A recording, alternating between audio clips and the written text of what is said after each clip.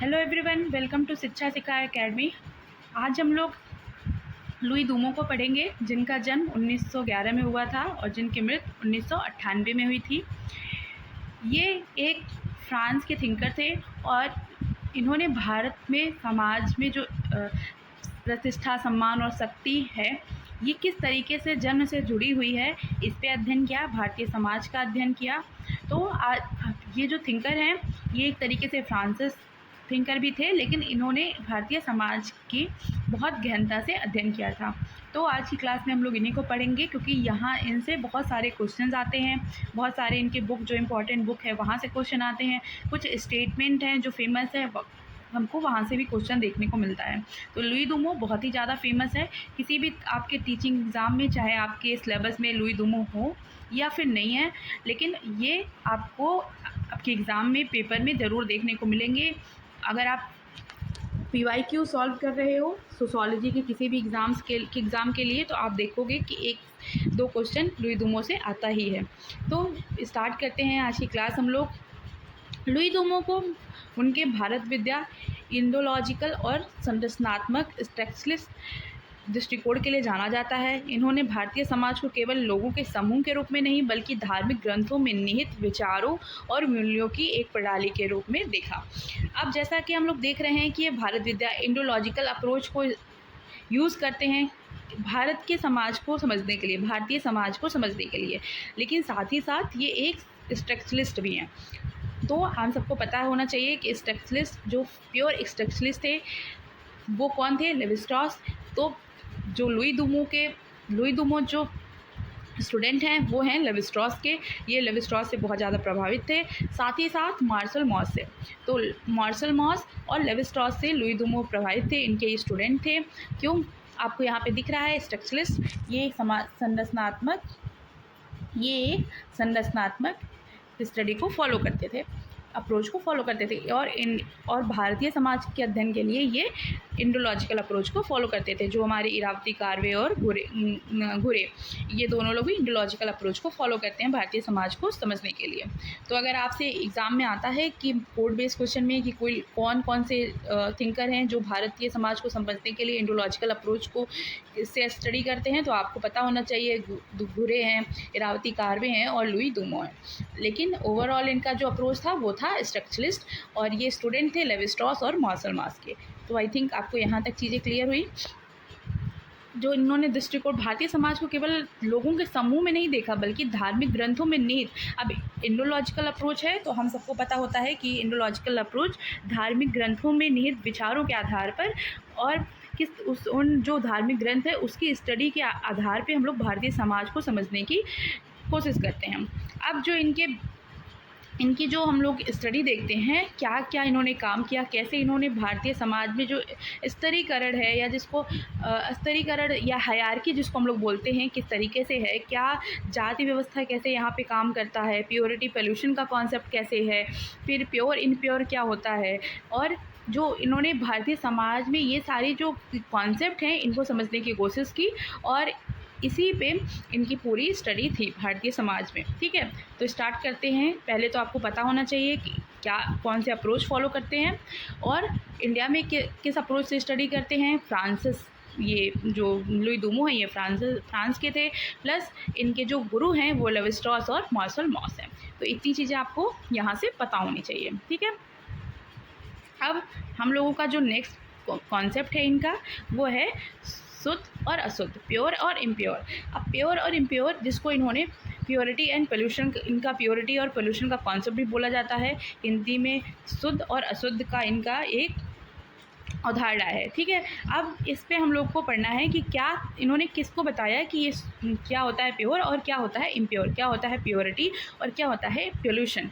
ठीक, दूमों के अनुसार जाति व्यवस्था का मूल आधार यही द्वंद्व है, कि मतलब जाति व्यवस्था जब हम देखते हैं ना समाज में, कि कहा जाता है कि कौन सा ये जो अपर कास्ट है, जो अपर कास्ट है भारतीय समाज में, जैसे क्षत्रिय हो गए, ब्राह्मण होंगे, वो कहते हैं कि उनकी चीज़ों में क्या ऐसा एक शुद्धता क्या है, और जो शूद्र है उनके में क्या ऐसा अशुद्ध चीज़ें हैं। ये सारे कॉन्सेप्ट जो पहले एक तरीके से भारतीय समाज का आधार हुआ करता था, इसी पे इन्होंने अपना अध्ययन किया। ठीक, तो भारतीय ड्यूमो के अनुसार जाति व्यवस्था का मूल आधार यही द्वंद्व है, मतलब इसी में द्वंद्व चलता है कि क्या होता है प्योर और क्या होता है इम्प्योर। पदानुक्रम जिसको हायरार्की धन या शक्ति पर नहीं बल्कि धार्मिक शुद्धता पर आधारित होती है। अब हम सबको पता है कि इंडिया में कास्ट सिस्टम बहुत ज़्यादा प्रभावित था, इंडिया में बहुत ज़्यादा प्रभावी है कास्ट सिस्टम। और जब आप देखो इनकी जो स्टडी का पीरियड रहा है 1911 में अगर इनका बर्थ हुआ है तो मोस्ट प्रोबेबली 1940 से और 1998 तक इनके स्टडी का पीरियड रहा और उस टाइम पे जाति व्यवस्था बहुत ज़्यादा हावी था भारतीय समाज में। ठीक है, तो इन्होंने बोला कि जो हायरार्की है, जो पदानुक्रम है, वो आपके पास कितना पैसा है, कितनी शक्ति है, कितना पावर है, इस पे आधारित नहीं हुआ करता था, बल्कि ये जाति व्यवस्था में जो शुद्धता और अशुद्धता का जो अवधारणा है उसके हिसाब से निर्धारित होता था। और जाति व्यवस्था में यही मेनली कॉन्फ्लिक्ट का कारण हुआ करता था, द्वंद्व का कारण होता था कि कौन सा प्योरिटी है, कौन सा इम्प्योरिटी है। तो दोनों की जो अवधारणा है बेसिकली इसी पे आधारित है। ठीक, अब इनका दूसरा जो बहुत फेमस कॉन्सेप्ट है वो है आपका होमो हायरार्कियस का। तो होमो हायरार्कियस का जो इनका कॉन्सेप्ट है ये हम लोग पढ़ेंगे। और इनकी आपको पता होनी चाहिए कि जो होमो हायरार्कियस है ये इनकी एक बुक है जो आई थी आपकी 1967 में। होमो हायरार्कियस की जो इनकी बुक है ये इनकी बुक भी है और यहाँ से कभी कभी क्वेश्चन भी आता है स्टेटमेंट बेस्ड क्वेश्चन में। तो आपको पता होना चाहिए कि 1968 में ये बुक आई थी, 1967 में। ये बेसिकली एक बुक है जो आपकी 1967 में आई थी, 1967 में आई थी। तो ये आपको पता होना चाहिए। इनका इस बुक में क्या बोलते हैं, इनका मानना था कि भारतीय समाज स्वाभाविक रूप से श्रेणीबद्ध सामूहिक है, जबकि पश्चिमी समाज होमो इक्वालिस यानी व्यक्तिवाद और समतावादी है।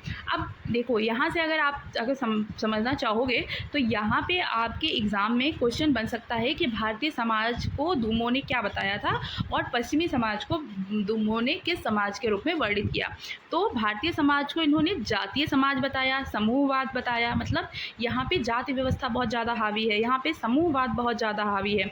जबकि जो पश्चिमी समाज है वहाँ पे हमको वर्ग समाज और व्यक्तिवाद बहुत ज़्यादा देखने को मिलता है। मतलब वहाँ पे हमें इन क्लास सोसाइटी देखने को मिलता है कि अपर क्लास है, लोअर क्लास है, मिडिल क्लास है, और इंडिविजुअलिज्म बहुत ज़्यादा देखने को मिलता है, मतलब व्यक्तिवाद बहुत ज़्यादा देखने को मिलता है। और इंडिया में भारतीय समाज में क्या है, जातिवाद है, मतलब कास्ट सिस्टम है, और समूहवाद है, मतलब ग्रुपिज्म है। तो आप सबको पता होना चाहिए। सामूहिक, देखिए सामूहिक लिखा हुआ है, और इसको पश्चिमी समाज को इन्होंने क्या बताया था, होमो इक्वालिस, ठीक, यानी व्यक्तिवाद और समतावादी। तो ये आपको पता होना चाहिए, यहाँ से आपके एग्ज़ाम में क्वेश्चन आ सकते हैं। अब इन्होंने इनका जो नेक्स्ट कॉन्सेप्ट है वो है व्याप्ति का, मतलब इनकम्पासमेंट।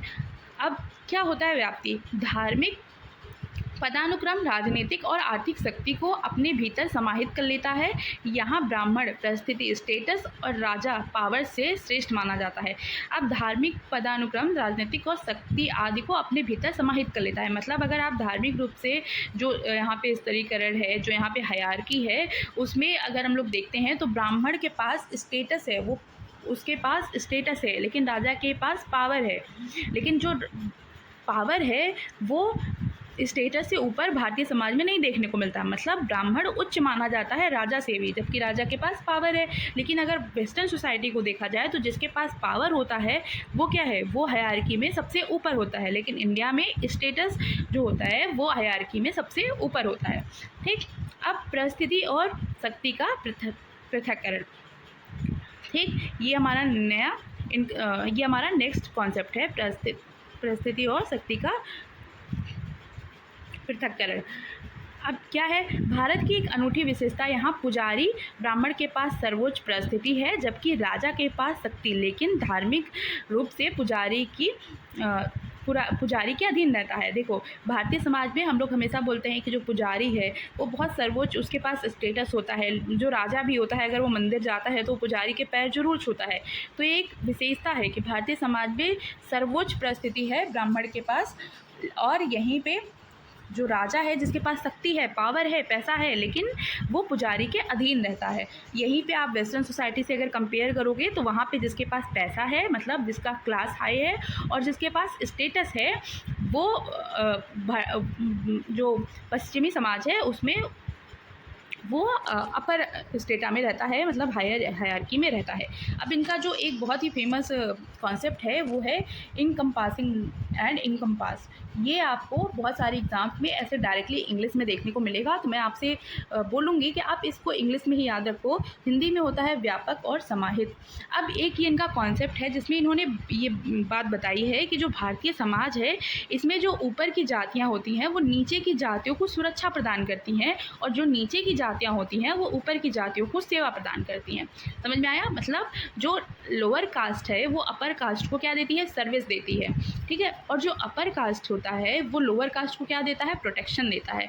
जैसे कि हम लोग भारत के पुराने समाज में देख सकते हैं, जो राजा महाराजा हुआ करते थे वो अपनी प्रजा को सुरक्षा देते थे, और उसके बदले प्रजा क्या देती थी? उनको कर देती थी, और उनको क्या देती थी? उनको सेवाएं देती थी, ठीक। तो हम इस कॉन्सेप्ट में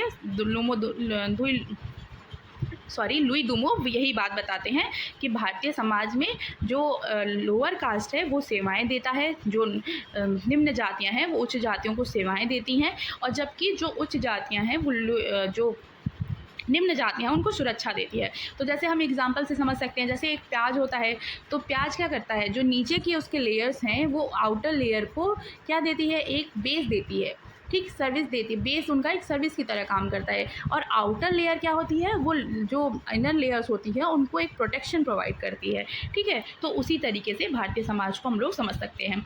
अब इनका जो स्टडी था इन्होंने परमल्ली कल्लार दक्षिण भारत में किया था, ये आप सबको पता होना चाहिए। मैं अपने इसी चैनल पे एक शॉर्ट्स डालूंगी जिसमें बहुत सारे थिंकर्स के फील्ड वर्क, और किस थिंकर ने कहाँ पे फील्ड वर्क किया है, और किस थिंकर की कौन सी इंपॉर्टेंट बुक्स है, ये सब भी आपको इसी चैनल पे देखने को मिलेगा। तो आप इस चैनल को सब्सक्राइब कर लेना, ठीक। नेक्स्ट है इनकी कौन कौन सी इंपॉर्टेंट बुक है जहाँ से एग्ज़ाम में हम देखते हैं बहुत सारे एग्ज़ाम्स में यहाँ से क्वेश्चन आता है। तो पहला है होमो हायरार्किस, जो कहीं कहीं पे आपको 1966 देखने को मिलेगा, लेकिन ये 1967 है। आप लोग इसको 1967 कर लेना, 1967 है, ठीक है, 1967 है।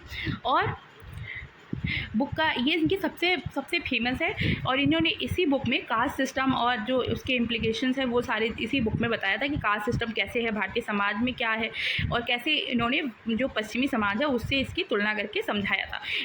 ऐसे ऑन इंडिविजुअलिज्म जो आई थी 1983 में, और religion, politics and history of India जो 1970 की बुक है। ये 3 बुक इनकी बहुत इंपॉर्टेंट है। इनका कौन सा अप्रोच रहा है? परमल्ली कल्लार दक्षिण भारत में इन्होंने स्टडी किया था। इनके गुरु जो थे लेवी स्ट्रॉस थे, मार्शल मॉस थे। तो ये सारी चीज़ें आपको पता होनी चाहिए। प्लस परिस्थिति और शक्ति का जो इनका पृथक्करण का सिद्धांत है, व्याप्ति का जो इनका सिद्धांत है, इनकम्पासमेंट का, ठीक। फिर होमो हायरार्किस जो इनकी सबसे फेमस बुक है जो 1967 में आई थी, मैंने अभी आपको करेक्ट कराया। होमो इक्वालिस इन्होंने ही कॉन्सेप्ट दिया था होमो इक्वालिस का, जो इन्होंने बताया था कि व्यक्तिवाद और समतावादी होते हैं, जो पश्चिमी समाज के लिए इन्होंने ये वर्ड यूज़ किया था, ठीक। और इनका एक और भी बहुत ज़्यादा फेमस लाइन है कि मैं आपको बताती हूँ। इन्होंने बोला था कि जो भारतीय समाज में तो परिवर्तन हो रहा है, लेकिन भारतीय समाज का परिवर्तन नहीं हो रहा है। तो इनका ये बहुत फेमस स्टेटमेंट है कि भारतीय समाज में, मतलब समाज के अंदर छोटी छोटी चीज़ें तो परिवर्तित हो रही हैं, बट जो भारतीय समाज का परिवर्तन होना चाहिए, मतलब जो कास्ट सिस्टम हटना चाहिए, जो एक प्योरिटी पोल्यूशन का कॉन्सेप्ट है ये बहुत ख़राब है, इसको ख़त्म होना चाहिए। तो ये भारतीय समाज का परिवर्तन नहीं हो रहा है, बल्कि समाज में अंदर छोटी छोटी जो चीज़ें हैं, प्रथाएं हैं, उनमें परिवर्तन हो रहा है। और दूसरा इनका जो बहुत ज़्यादा इन्होंने जिस पर फोकस किया वो ये था कि भारतीय समाज में प्रतिष्ठा और सम्मान और शक्ति ये बाई बर्थ मिल जाता है। मतलब प्रतिष्ठा, हम किस परिवार में जन्मे हैं, सम्मान भी उसी के अकॉर्डिंग मिलता है, और शक्ति मतलब अगर मान लो आप कोई व्यक्ति है जो बहुत पावरफुल फैमिली में जिसका जन्म हुआ है, तो उसको बाई बर्थ ये सारी चीज़ें मिल जाती हैं। इसी बात इस पे लुई दूमो ने प्रकाश डाला था इस बात पे, ठीक है। तो इन्होंने बोला भारतीय समाज में परिवर्तन हो रहा है, परंतु भारतीय समाज का परिवर्तन नहीं हो रहा है, और भारतीय समाज में प्रतिष्ठा, सम्मान और शक्ति जन्म से ही मिल जाती है, जन्म से ही जुड़ी हुई होती है।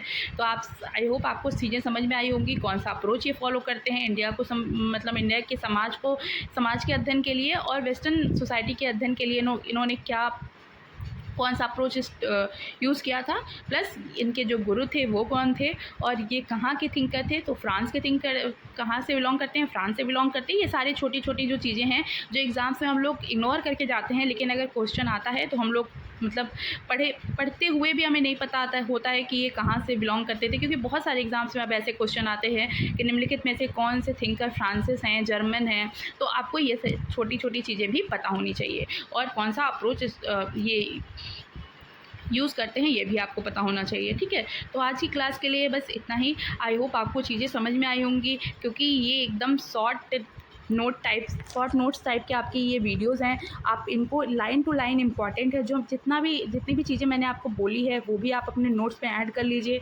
और इसी चैनल पे आपको शॉर्ट्स में क्वेश्चन भी देखने को मिलते हैं, तो आप इस चैनल को सब्सक्राइब भी कर लीजिए, क्योंकि जितने भी आपकी सोशियोलॉजी के एग्ज़ाम्स हैं, मैं वही टॉपिक्स आपको पढ़ा रही हूँ जो सारे ही एग्ज़ाम में आपके पूछे जाते हैं, जो सोशियोलॉजी के एग्ज़ाम हैं, ठीक है। तो आई होप आपको आज की क्लास अच्छी लगी होगी। Thank you so much.